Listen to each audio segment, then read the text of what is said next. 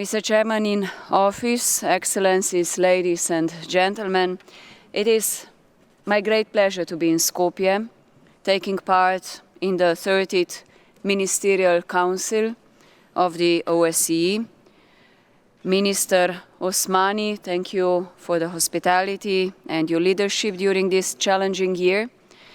Your motto, "It's all about people," reflects the commitment to human security and echoes the true spirit of multilateralism and addressing global challenges.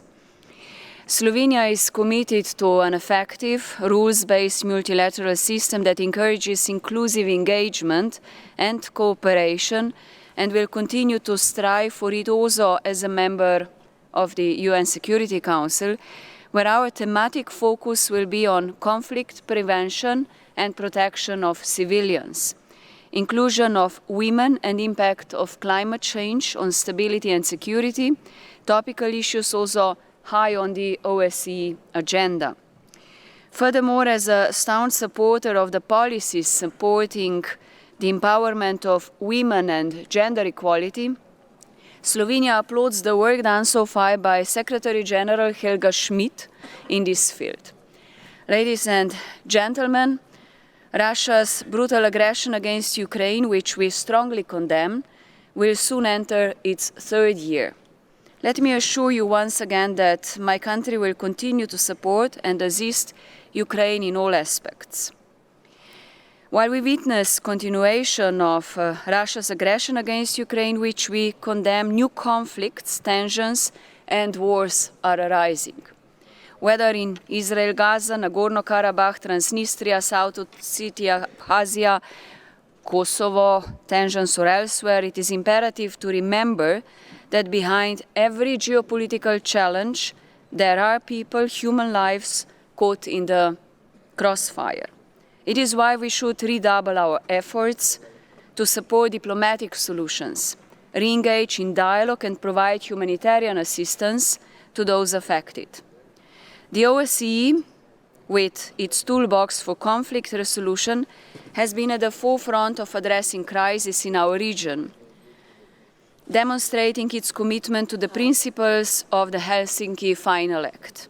And there should be no military solution to the conflicts. Our task is to find a political one. Deliberate killings of civilians and attacks on civilian targets, including critical infrastructure, are the most serious crimes that should not be left unpunished. The perpetrators must be brought to justice. The Ljubljana Hague Convention on Mutual Legal Assistance in the Investigation and Prosecution of International Crimes, also known as the MLA Convention adopted this year, can be helpful in ensuring efficient responses. With this in mind, Slovenia calls on all countries to sign and ratify the Convention. The OSCE truly is a unique organization, also owing to its comprehensive approach to security. It provided early warnings before the Russian invasion on Ukraine, as well as enabled activation of useful instruments, such as Moscow mechanism. And as we look ahead, the OSCE still has an important role to play, including by contributing to risk reduction, promoting transparency and building trust, as well as being involved in the processes of post-conflict rehabilitation. I am glad that we could bridge the barriers and reach an agreement on the next chairperson in office, and I express my full support to Malta. I cannot avoid to emphasize enough the important role of our organization in addressing crises and the need for a strong leadership that will navigate us during these turbulent times.